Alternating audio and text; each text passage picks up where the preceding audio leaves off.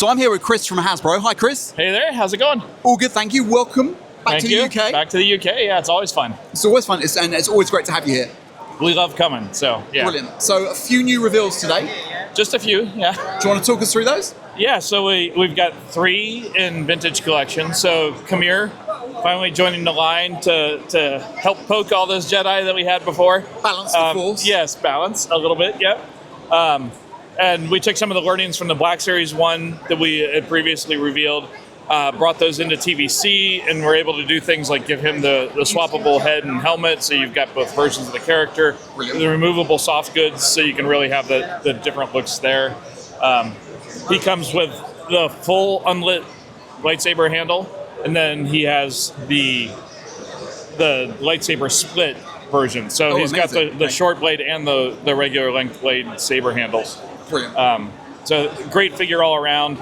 And then we revealed the pack refreshes of the Darth Vader from the End of Return of the Jedi. Yeah, with the lightning or electric effect. And Emperor's Wrath. Yep. Emperor's Wrath, yep. So on their own card backs like him, and then in Maul from Shadow Lord. So revealing our first card back from Shadow Lord. So why didn't you give Shadow Lord a whole new VC number rather than reusing one? Just seems a bit odd because the character is identical. Okay, fine. Yeah, I mean but we wanted to anchor the new series with the main character from the series. Absolutely. And put him on that card back. So, but knowing that it is the same one, like okay, yeah, all right. And I think you said in the panel that there will be more. There'll be more. He'll have friends. Yes, he'll have friends. Okay, brilliant. And not friends. I'm sure Darth Maul after all, or Maul. It's Maul. Yeah, it's not Darth. It's not Darth yet. Okay. Yeah. And then moving to the Black Series. So the Black Series is great. We've got 3 new ones. Previously, we had revealed Kyle Katarn. But then joining him in that same wave, we've got the Jedi Master Dooku. Yep. I almost said Jedi Master Count Dooku. Yep. But Jedi Master Dooku with 2 different heads. So he's got the beard and the non-beard version. And then we have the 7th Sister. Yep. So she's a great one with a little droid that clips onto her shoulder and all that, like in the double-bladed saber, removable, her little hat, helmet thing. It's removable. She also has the face mask, so you can dress her up in all those different versions. And then Quinlan Voss is the 3rd one we revealed today, which is a great expanded universe, showing my age there on expanded universe, but Legends or, like into expanded stuff from Star Wars. So a great character that's been a long time overdue. So getting him in there. And all of those 3 new characters, along with Kyle, they all come with the blade effects, the swoop blade effects, at the regular box. So, any chance of seeing those blade effects in Vintage? Maybe. The problem in Vintage is that we don't have removable lightsaber blades, so it would mean a whole other lightsaber and decoing the hilt and stuff. So it can get into some cost challenges, but it's something we can look at and see. Just might be some, nice addition. Well, and it might be something we could add into, like, no plans, but it might be something we could add into a more deluxe figure or something that. Okay, that sounds good. Yeah. It's really nice to see the Vader versus Luke diorama because I'd not seen that in person before, and it's incredible. Amazing, right? Yeah, yeah. The team, Eric, Tom, everybody did such a great job on that thing. And it started as a much smaller thing, and then as the team worked on it, it grew into that really beautiful display base and even details like it's got little clear legs under it to just get it up off the ground a little bit to make it feel like it's a little higher in the clouds. But the wired cape on Vader, like the first time we've been able to do a wired cape. Looks incredible. So yeah. Be nice to see that I'm looking at it in our display case over here, and it's like you really like the wired cape really, especially with that scene where so much about the wind and the movement in that scene. It brings really the whole thing to life. It really does. Really, really impressive. Yeah. Cool. And there's also a retro reveal as well. A retro reveal, yeah. We had a technical problem with getting our deck synced from the US over to here for the panel, but I have it here on my iPad, and it is CZ3 is going to join retro. So we revealed Garinden previously. He'll have other friends. CZ3 is just another one. We took the opportunity of being here in the UK with some of our good retro friends to to reveal that. So, so there's more to come, obviously. Yeah, more news later, and like we're not saying any details about when or how and all that stuff yet, but we want to keep the retro news moving with folks, and because we're still committed to it, and we've got big plans for retro. So absolutely brilliant. There's a slight issue with Vader's tie, where one of the stickers is missing. I know Steve's put out on social that they're aware of it. Yeah, we're chasing that. It was intended to be there. It was in there on obviously, it's in there in the photo, so it was in there in the sample we got in the photo. I don't know whether that was a personal oversight on reviewing other samples or if there was some loss of communication. We're trying to figure out a solve, and we'll have more news once we get through that. So hopefully we can get that resolved somehow. Yeah. Okay. Yeah. Cool. Yeah. Republic gunship. Republic gunship. Yes. So how happy were you to see that just cross the finishing line? Yeah, it was a nail biter. It was. And then at the end, like the community showed up in force, and we even got the first tier. So really pleased with how that turned out. We understand now it's a tough time financially for a lot of people. Like in a prequel era ship, it felt like the right time. Yeah. We were a little questioning that, as the campaign went on, but then, like I said, the community really showed up and nailed it on that. So 5 for 5 for TVC. It's great. It's amazing. Yeah. Really, really amazing. Yeah, and right now that's back home. It's getting photoed for packaging now. And, oh, really? Yeah. So we're quite far advanced with that, or? Well, it's that same photo model, right? Or the same model we've been touring. Okay. So that's the model we'll use on packaging. Same we have on the Razor Crest and the gunship and all those. Yeah. And then once that's done, then that model goes over to the factory to use as the paint master to deco. All right. So I have to say goodbye to that model at some point. And So timescales this sort of time next year, or? Yeah, probably, roughly. Yeah, I mean, it's just like all the other ones. It's roughly a year after the campaign closes. So. And I think we'd be remiss if we didn't mention Tron. Tron. Tron. At the moment. Yeah, doing 1982 Tron has been a delight, and I have been a fan of that movie since day one. Same. And getting a chance to do this, and then to let Emily loose on the figures with a sculptor we used to have named Bailey. Bailey and Emily came together and worked some magic on these figures, and doing that at 375 scale with all the articulation that we can do, and beyond the articulation that we even do in Star Wars, because the needs of Tron. So we basically took all the learnings from TVC with all the sculpt quality, all the deco quality, and then added in articulation from Black Series and Marvel Legends style stuff to really get an extra level going on there.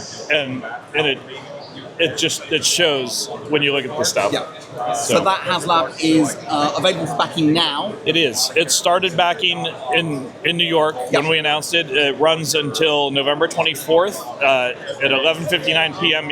Eastern Time in the U.S. Yeah. So 25th in the UK. Okay. Yeah, you guys. Yeah. 4:59 even. Yeah. Yeah. Is that even with the, I think by then the time changes will all have synced back up. Yeah. But yeah, so we need to get to 10,000 backers to have that thing happen, but it comes with the 2 light cycles, the light trails, the 5 figures, all the accessories for the figures, and each of the figures is carded. It comes with the light up base, the backdrop. So just kind of this complete shrine to Tron all in one little package. So. Amazing. So back to Star Wars, we seem to have really caught up on TVC in terms of what shipped. There isn't a lot necessarily to look forward to because everything shipped. So does that mean that there's a lot more coming, or? There's definitely more coming. I think we're in one of those phases of the product and reveal cycle where we've got a lot of stuff in the cycle that we haven't revealed. Okay. And I think it's just one of those things. Like the figures we revealed today go up for pre-order. Yeah, 28. On the 28th. Yeah. So I think we're gonna get back into that with more Brilliant. stuff. Yeah, because there isn't a lot yeah. to come necessarily. I know, and we had some stuff like the Bantha and Vader's TIE Advance, yeah. like those sort of things that have like kind of all hit at the same time. Yeah. And we understand that that it's not ideal when all those pre-orders start shipping at the same time. That can be rough on fans, and it happens sometimes. A little bit out of our control, yeah, but we're trying to manage that a little better as we go along too. But there's still a big pipeline at TVC. Amazing. Yeah, 'cause fans getting a bit worried about that because obviously Yeah. They want more. Yeah. Which is good. It is. And Battle of Geonosis, that whole theme that we talked about around the gunship. I mean, you saw Padme and Shaak Ti that were revealed. Like, those are two of the first figures in kind of that support.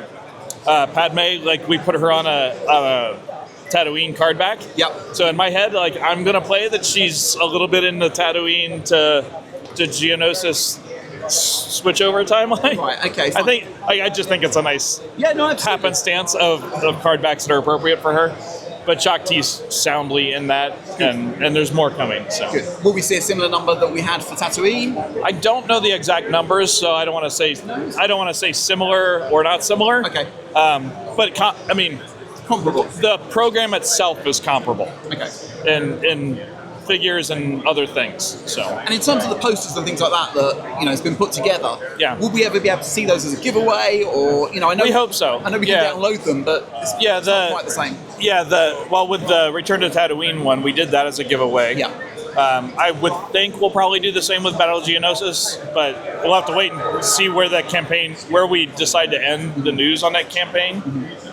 And how we can wrap that up and do something fun like that. So 2026, we sort of know what's going on. 2027 is a huge year for Star Wars. It is. The 50th I have anniversary. no news for you, other than I'm working on it. Okay. No, so I just want to make sure that, obviously it's a big year. So. Yes, we're aware it's the 50th of Star Wars. Cool. We have a lot of really great stuff planned. It's an exciting time to be on Star Wars, and as I get into planning 2027 TVC and Eric planning 2027 Black Series and Retro and everything else, it's gonna be a big year for everybody. Awesome. So and how's Brandon fitting into the team? Oh, we love Brandon. He's great. Like, when we first met Brandon, it was at an event over here. It was actually at Celebration, I think.